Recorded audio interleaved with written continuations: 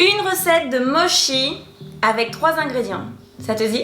Hello les sans sucre, comment allez-vous? Comment va votre assiette sans sucre et sans lactose? Bien évidemment. Aujourd'hui je te propose une petite recette de mochi. Avant de commencer bien entendu, je t'invite à me rejoindre sur Instagram, c'est là que tout se passe, où j'y suis tous les jours, je te donne des pépites, où tu peux me poser des questions, vas-y, on se retrouve là-bas. Pour la recette d'aujourd'hui, j'ai pris de la farine gluante trouvée dans un magasin asiatique, du sucre de coco toujours non raffiné que j'ai mis dans mon bocal de récupération et des haricots rouges, ici haricots rouges. Alors normalement à l'intérieur on peut voir qu'il y a haricots, eau et sel, donc j'espère qu'il n'y a pas beaucoup de sel parce que j'aimerais en faire une pâte plutôt naturellement sucrée avec le sucre de coco, et ben on va voir ça.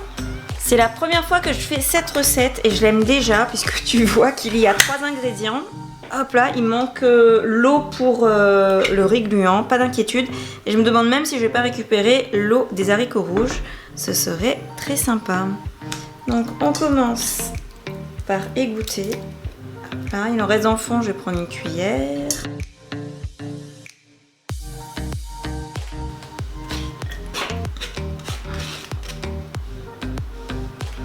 On va en profiter pour goûter. Ça va, le sel n'est pas très présent. Alors l'avantage de cette recette, j'ai décidé de la faire sans machine. Si tu as un blender, tu peux l'écraser, mâchouiller, tout ce que tu veux avec l'appareil. J'ai décidé de le faire à la main. À ce qui paraît, tu peux également faire des brownies avec les haricots rouges. Si tu veux que je te montre la recette, n'hésite pas à me le dire en commentaire et je le ferai. Au bout de 5 minutes, même pas, 2 minutes. Donc on a une belle petite pâte qu'il va falloir maintenant assaisonner à ma manière. À ce stade, j'avais envie d'ajouter du lait de coco. Je m'étais dit on va rester sur 3 ingrédients. Quelque chose d'unique quand même, 3 ingrédients, très rare même. On va commencer par ajouter une cuillère à soupe de sucre de coco. Je trouve que le pouvoir sucrant est très intéressant, donc tu en utilises moins normalement. Donc on va ajouter, incorporer, goûter, ajouter, incorporer, goûter. Et c'est ce que je te conseille de faire d'ailleurs. Pas assez sucré. On s'entend bien, donc une deuxième cuillère.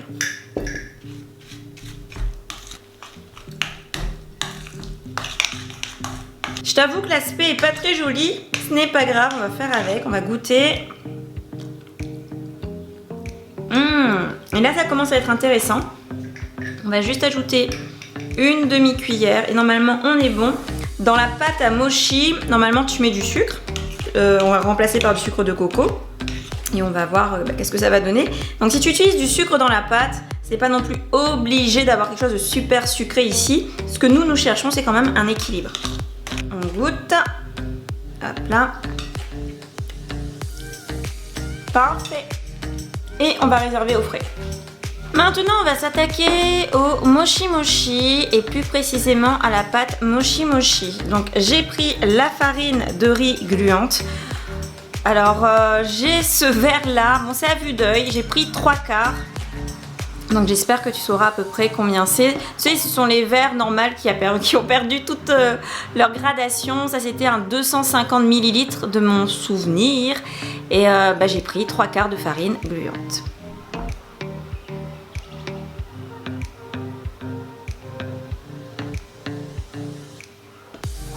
Puis 1/4 de sucre de coco. Donc là tu vois je respecte pas le 1/4 parce que normalement 1, 2, 3 et 4. Quoique si un tout petit peu quand même.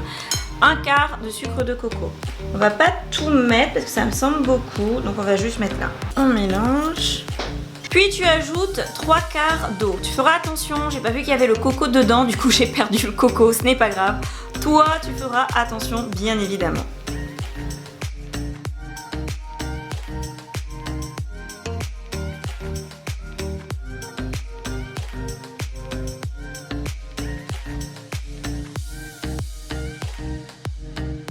Alors il reste vraiment un tout petit fond d'eau. On va s'arrêter à là. Donc voilà, la texture elle est très liquide. Tout en adhérant à une cuillère je pense. Tu vois, quelque chose comme ça. Tu peux mettre un film plastique si tu veux dessus. Moi je vais utiliser une assiette. On va participer un peu à l'économie aussi, au développement également et surtout parce que je n'ai pas de film plastique. Donc on va mettre sur un film plastique et on va mettre dans le micro-ondes. Je ne suis vraiment pas fan de micro-ondes. Aujourd'hui on va dire qu'on va faire avec. Donc voilà et c'est parti.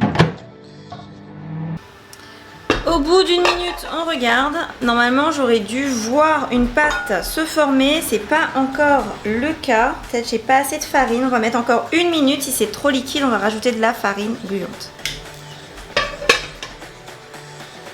Au bout d'une minute, j'ai augmenté la température à 540. Donc, on voit l'apparition de quelque chose. On va voir qu'est-ce que ça donne.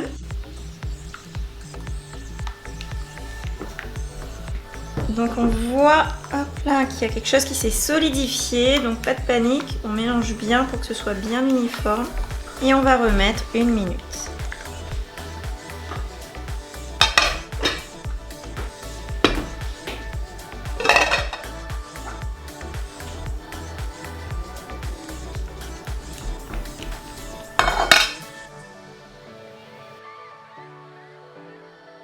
C'est la partie qui prend un peu plus de temps, c'est pas grave, on va être patient puisqu'on voit qu'on a des résultats jusqu'à ce qu'on obtient la gomme. C'est parti.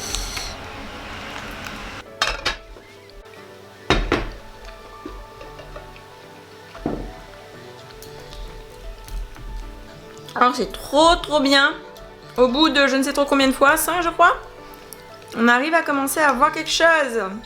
Alors on commence à voir cet aspect plastique. J'ai rebaissé à 385 watts pendant une minute. Je pense qu'il faut juste être patient. Donc voilà.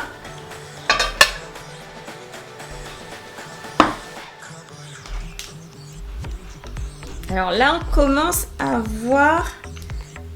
Hop là. On voit que c'est encore un peu, je ne sais pas si tu vois, on voit que c'est encore un peu collant, liquide, tu vois ce que je veux dire? Dernière fois. Génial. Donc là, on a bien quelque chose de super gluant à travailler. Il faut vraiment un peu de patience. On voit déjà que ça change un peu de couleur aussi, de texture. Peut-être faire encore un tout petit peu pour avoir une uniformité. On voit là qu'il y a une double couleur. On va faire encore 30 secondes on va dire. Et après on va s'arrêter là et on va préparer le plan de travail. Entre temps j'ai pris de la maïzena ou sinon de la poudre de pommes de terre. Tac. Je vais en prendre et en mettre sur le plan de travail. Ça permettra à la pâte de ne pas coller. Hop là, au bout de la 7e fois, ou la 8e ou la 9e, je m'en souviens plus, on arrive à une pâte plutôt intéressante qu'on va travailler. Voilà, ma première pâte gluante.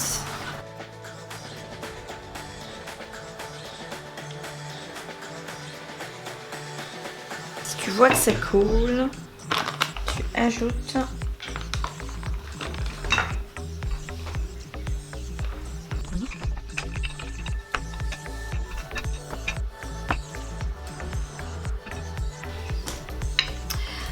au bout de 5 minutes, j'ai trouvé la technique, il faut pas trop appuyer parce que sinon elle va complètement s'écraser comme ici et elle va se coller. Donc je vais pas prendre ce coin là, je l'ai laissé tranquille.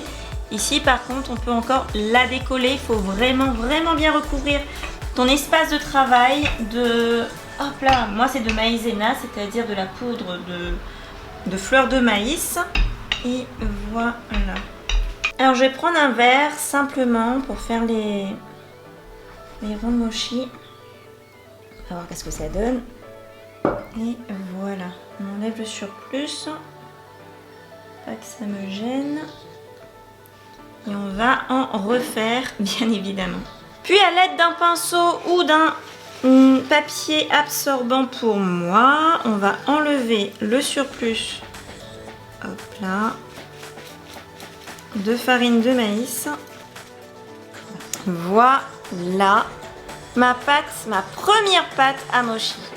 Et avant d'arriver au résultat, je vais te montrer quand même comment j'opère. Donc, je t'avoue que les premières fois sont fastidieuses parce que c'est la première fois. Et après, tu prends facilement la main sur la réalisation du petit mochi. Dans ces moments comme ça, je me dis que j'aurais dû prendre des cours quand j'étais au Japon ou encore à Séoul. Il n'est jamais trop tard pour bien faire.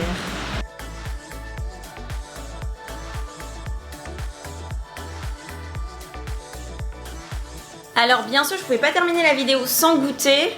Quand vous faites la cuisine, attachez-vous les cheveux. J'ai déjà goûté, je suis plutôt satisfaite. Je te montre juste. Je pense que quand tu utilises des grains rouges comme ça en boîte, ajoute un peu de cacao, ça donnera, ça fera oublier le côté salé du grain rouge, puisque là il y a contenu quand même du sel. Sinon on va prendre des vrais grains rouges du Japon. Je pense que ce sont les mieux adaptés. Donc voilà le mochi. Au bout de 3, tu commences à être habitué, ça c'est cool. Je suis trop fière de la pâte. Elle est assez fine et pas trop épaisse. Au niveau du sucre, pour moi c'est juste équilibré. Je suis trop contente. Et franchement, à l'heure du thé, c'est juste génial d'avoir quelque chose comme ça à manger. Ça surprend. Ça coûte pas si cher que ça au final. Ça demande un peu de patience. Bah, la vie est belle, hein. Si tu désires avoir plus de recettes sans sucre raffiné ou en utilisant des alternatives au sucre, je t'invite à aller sur mon site lesbellebosses.com et au passage, tu pourras récupérer cet e-book qui est complètement gratuit, qui te donnera non seulement 3 jours de détox et également de merveilleuses petites pépites de recettes à l'intérieur. Vas-y, c'est gratuit, c'est cadeau, c'est pour toi. Je te remercie d'avoir regardé jusqu'au bout. Je te souhaite une belle assiette sans sucre et sans lactose, une belle vie, de beaux projets. Je te dis à la prochaine vidéo.